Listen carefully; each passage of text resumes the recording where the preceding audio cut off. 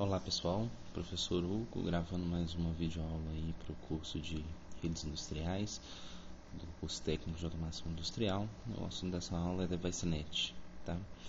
Novamente, o intuito não é repassar tudo que vocês já estudaram na apostila, é simplesmente esclarecer alguns pontos e dar uma ênfase maior naquilo que eu acredito que vai ser mais necessário para vocês aí na vida profissional, tá? Então pessoal, a DeviceNet então, ela é uma rede da classe Device Bus. É a primeira rede que a gente está estudando aí que ela é Device Bus, ao contrário da rede ASP, por exemplo, que a gente estudou, que é Sensor Bus. Agora a gente vai ter uma rede classificada no nível de dispositivos. Quais são as características principais? Então a gente tem uma alta velocidade, comunicação então a nível de byte, porque a gente vai englobar aí comunicação com equipamentos discretos e analógicos. A gente vai ter vários tipos de dados sendo trafegados. E uma outra característica é um alto poder de diagnóstico dos dispositivos dessa rede. Por quê?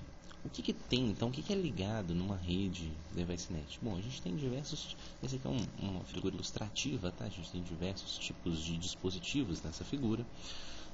Mas a gente vai ter desde sensores realmente...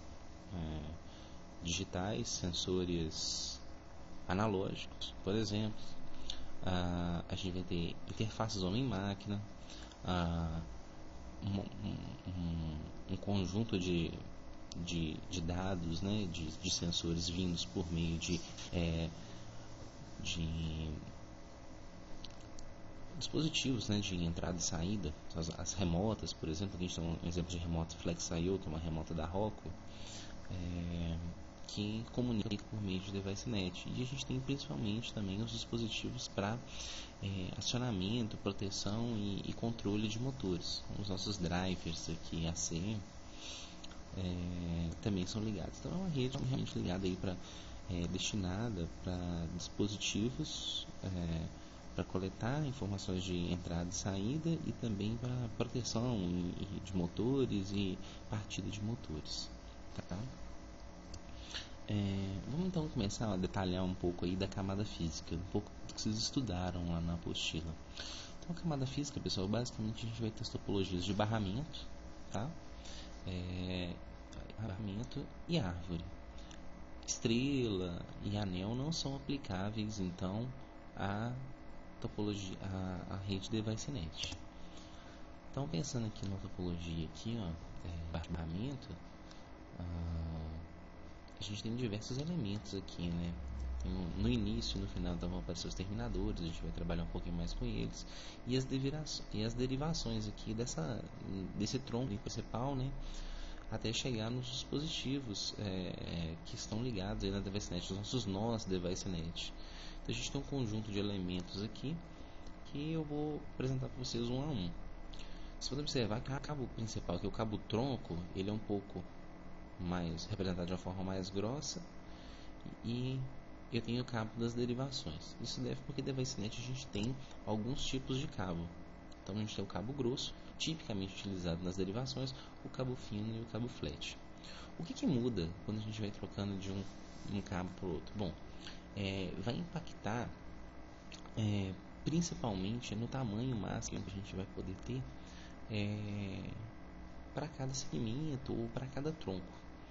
E a velocidade, né, da rede, ou a taxa de transmissão da rede, ela também vai ser impactada pela seleção, né, do cabo, se vai ser o cabo grosso, o cabo fino ou o cabo flat. A rede DeviceNet, ela tem basicamente 3 taxas de transmissão. São as taxas de 125 kbps por segundo, 250 kbps por segundo e 500 kbps por segundo. Essas taxas essa comunicação, ela vai ser aplicada para a rede inteira. Todos os dispositivos que estiverem na rede, eles vão utilizar-se então dessa taxa de comunicação.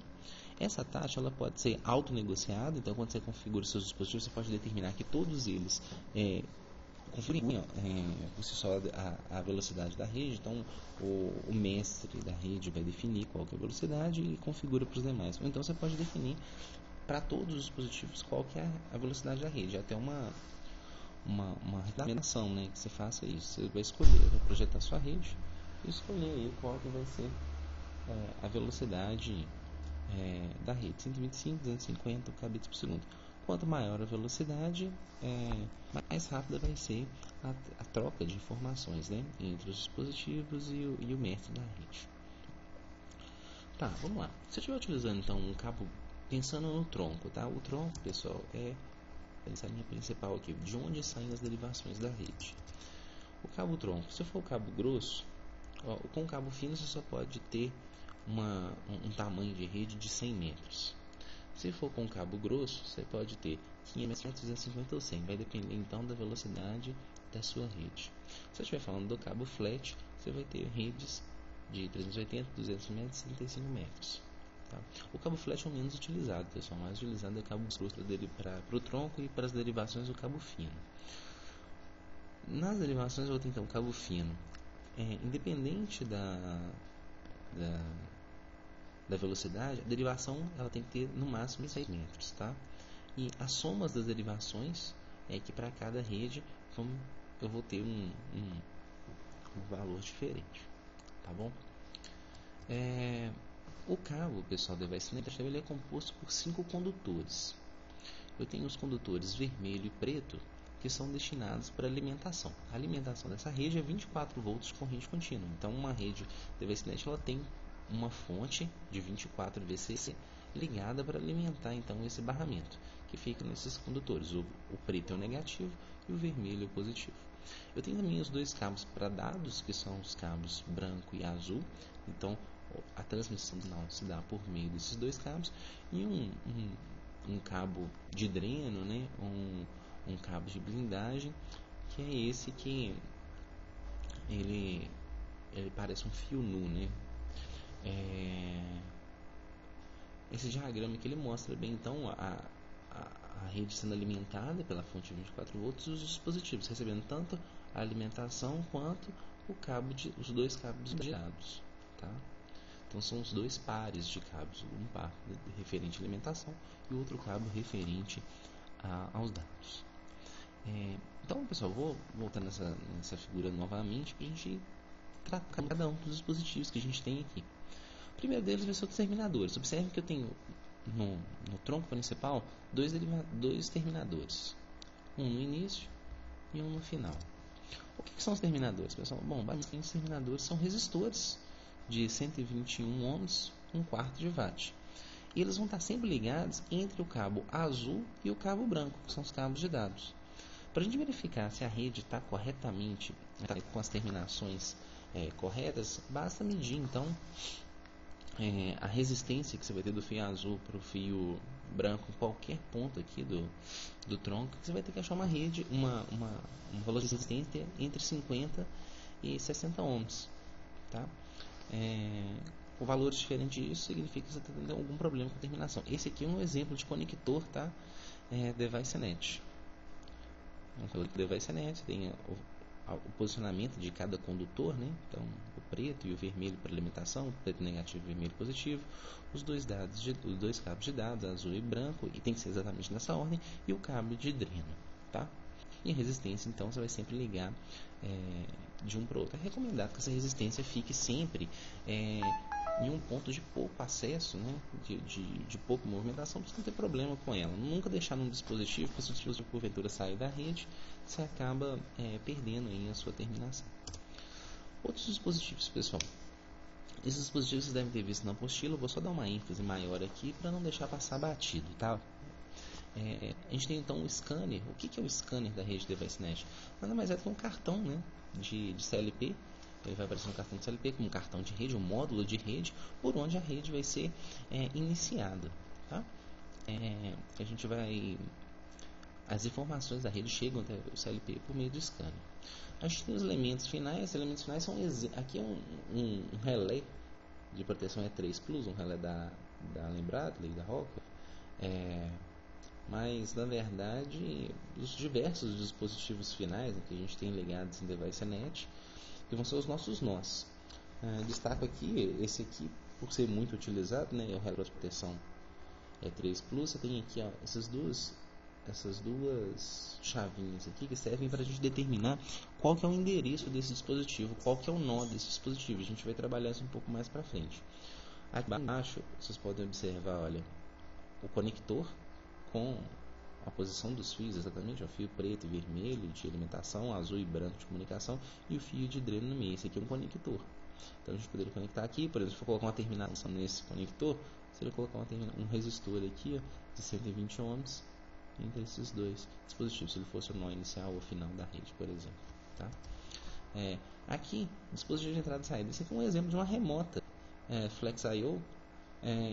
Você pode ligar tanto sinais digitais quanto sinais analógicos nessa remota, e ela vai se comunicar por meio de DeviceNet. Então eu vou ler todos os sinais de entrada e saída daqui por meio dessa remota que vai estar ligada na minha rede DeviceNet. Essa aqui é uma gateway, tá? Uma gateway DeviceNet da Allen Bradley. Uma gateway que o nome dessa gateway é N2DN. Ela recebe aqui então o cabo, igual aquele cabo que eu mostrei no E3 Plus, o conector DeviceNet. Você tem aqui a porta Ethernet. Então é só uma gateway que você tem a rede DeviceNet toda ligada a ela, e você vai sair com o cabo Ethernet para poder acessar as informações dessa sua rede DeviceNet diretamente da rede Ethernet.